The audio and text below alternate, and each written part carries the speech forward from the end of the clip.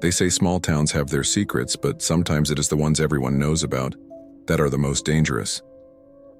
I used to laugh at the legend of the smiling man, until the night I realized he was following me. I was 19, home from college for spring break.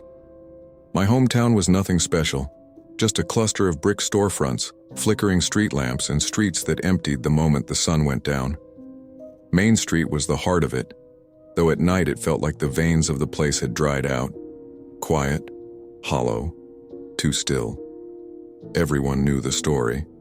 Supposedly, if you walked down Main Street after midnight, you might see him, a tall man in a dark coat, standing too far under the streetlight to make out his face, except for the smile.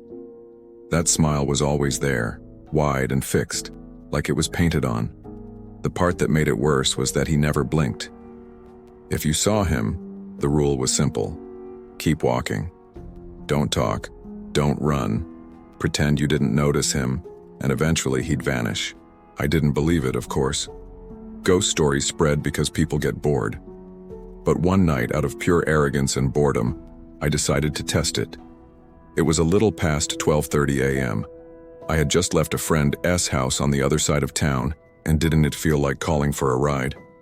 The walk was only about 20 minutes, and I figured the night air would clear my head. The streets were empty, save for the hum of street lamps and the occasional rustle of branches in the cold wind. Main Street stretched in front of me like a dark corridor. Every store closed and shuttered.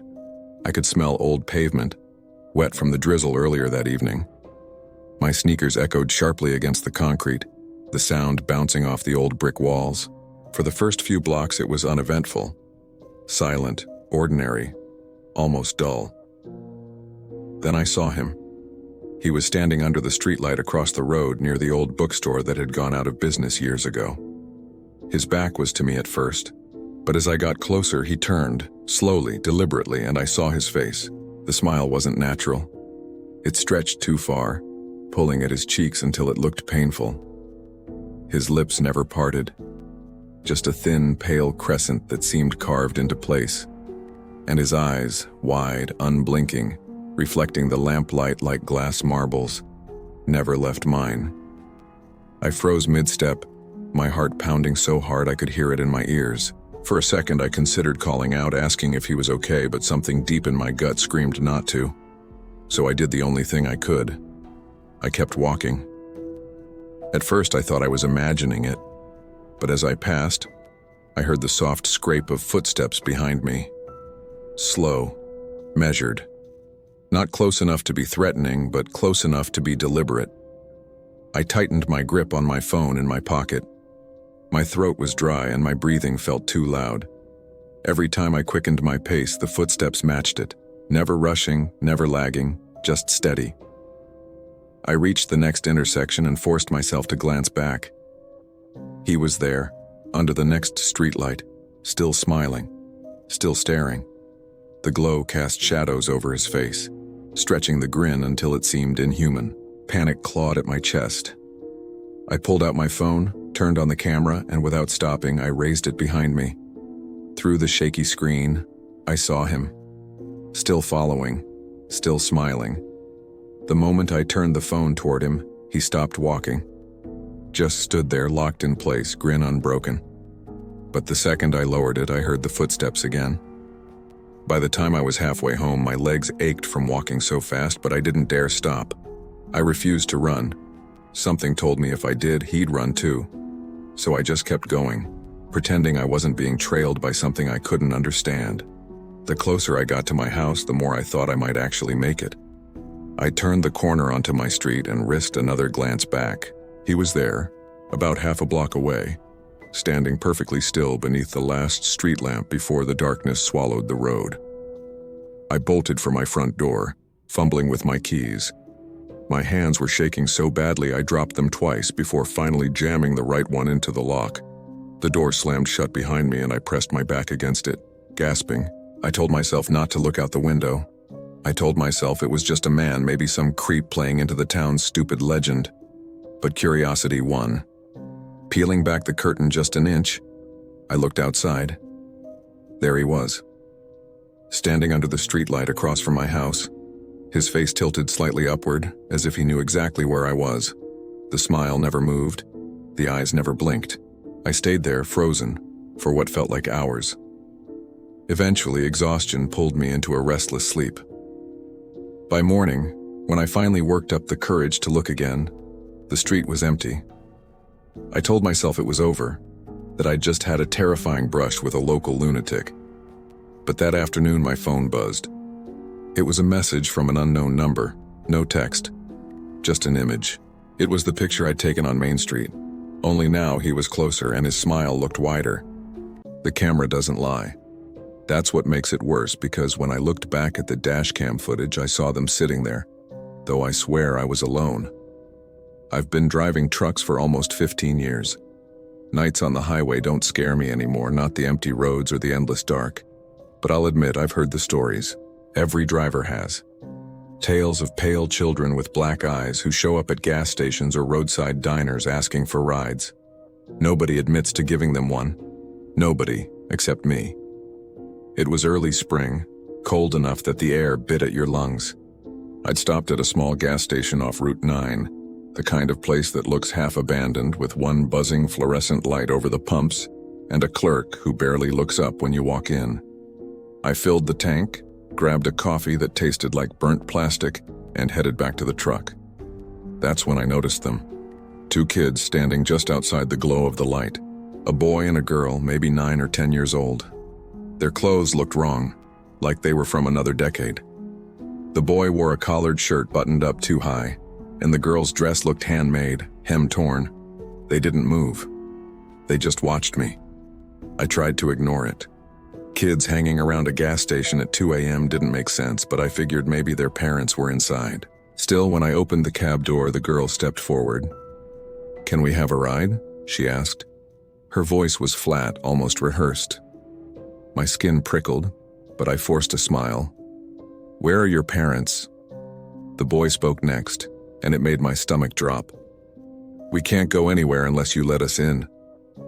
That's when I saw their eyes. Not dark brown, not shadowed. Black. Completely black, like someone had scooped out their pupils and filled the sockets with ink. I froze, coffee halfway to my lips. Every instinct screamed to leave. I muttered something about being in a hurry and climbed into the cab. I locked the doors, threw the truck in gear, and pulled onto the road. The highway stretched out in front of me, two endless lanes cutting through black trees. For a while I tried to shake it off. Just weird kids, I told myself. Maybe contacts, maybe my imagination. But 30 minutes later, the cab grew cold. Not from the vents, not from outside. It was a heavy cold, like the air itself had weight. My breath fogged in front of me and my hands shook on the wheel. I glanced at the rearview mirror. They were there. The girl sat directly behind me, her pale face tilted, eyes locked on mine. The boy sat beside her, hands folded neatly in his lap, lips curled into the faintest smile. Neither of them had been there a moment before. I swerved, nearly clipping the guardrail, heart slamming in my chest. "Get out!" I shouted, but my voice cracked. They didn't move. The girl leaned forward, close enough that I felt her breath on the back of my neck. "You shouldn't have said no." I blinked hard, fighting tears, and when I looked again, the seat was empty. The rest of the drive was a blur. I'd not remember pulling into the rest stop or stumbling into the bathroom to splash water on my face. All I know is when I climbed back into the cab, the air felt normal again. Warm, heavy with diesel and stale coffee. I convinced myself I'd imagined it. Long hours, exhaustion, stories worming their way into my head. I wanted to believe that, until I checked the dash cam the next day. I sat in my kitchen, replaying the footage on my laptop. At first it looked normal. Me pulling out of the gas station, yawning, sipping coffee. Then, 20 minutes later, the girl appeared in the back seat, clear as day. Her black eyes locked on the camera lens, and she smiled. And right before the screen cut to static, the boy leaned forward into the frame.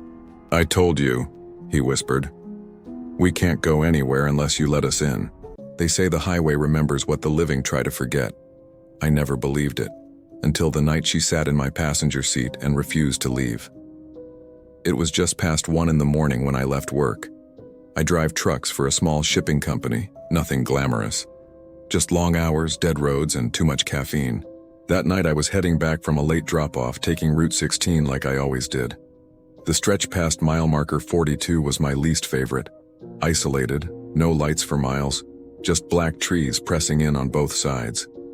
The stories always circled around that part of the highway. Everyone local had heard them. Drivers swore they'd picked up a girl out there, a pale thing in a faded dress standing by the roadside with her thumb out. They called her the vanishing hitchhiker.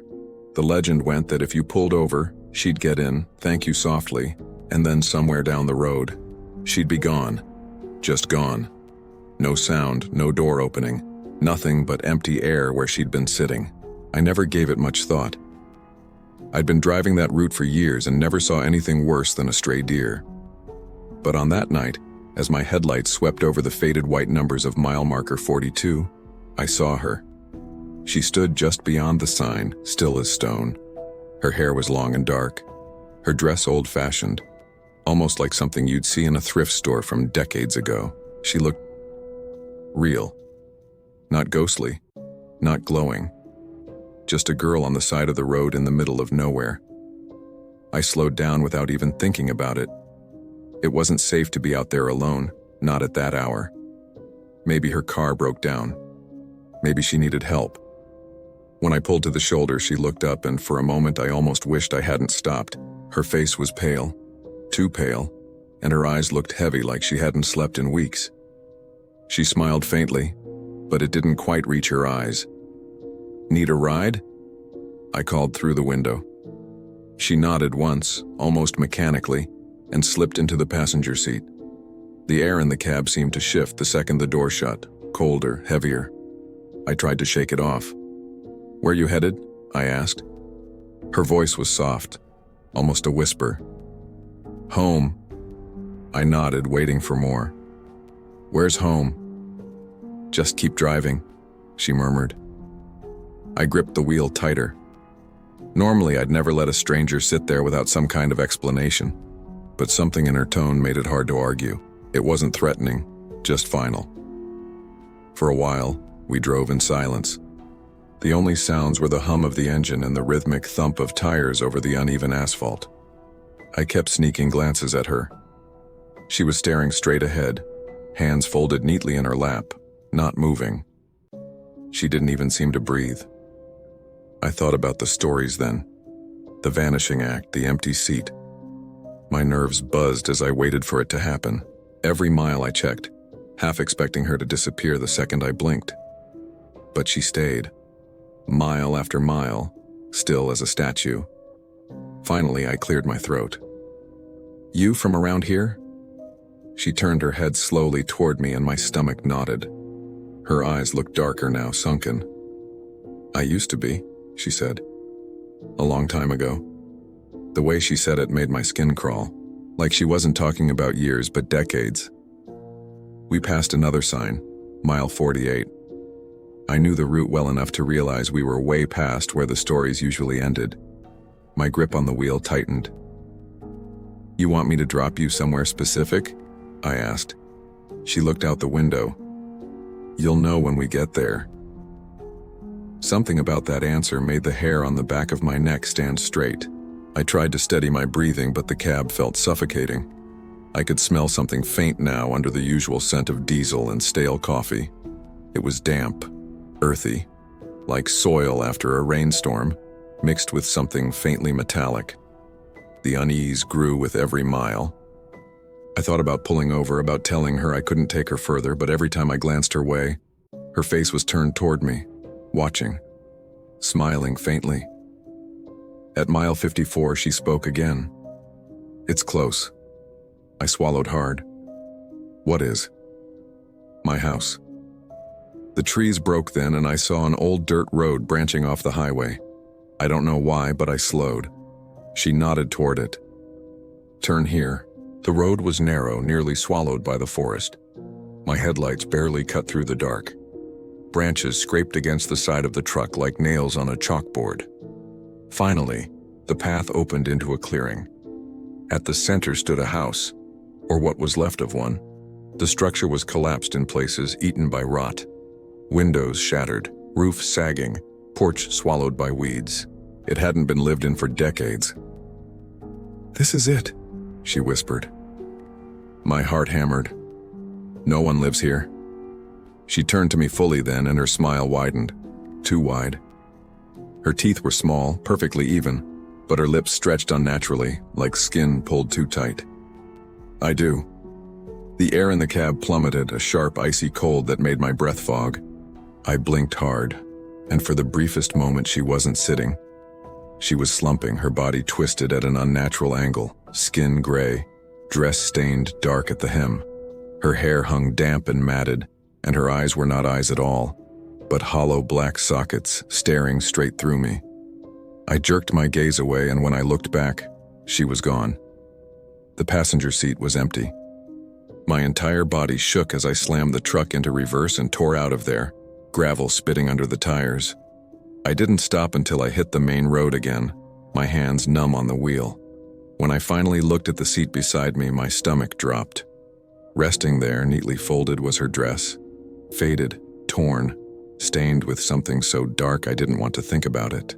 And tucked inside the fabric was a scrap of paper, yellowed with age.